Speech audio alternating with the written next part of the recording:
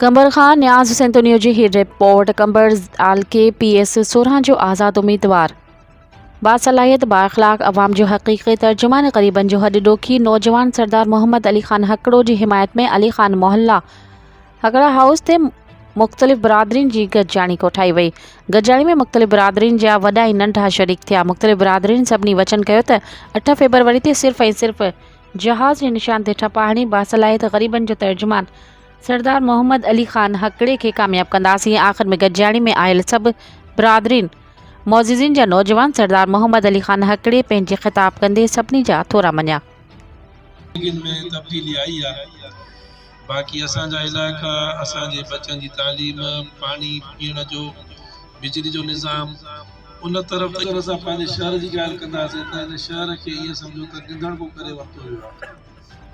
जॾहिं को ही ज़िलो थियो आहे त सभु माण्हू ख़ुशि थींदी, असांजा इलाइक़ा तरक़ी कंदा।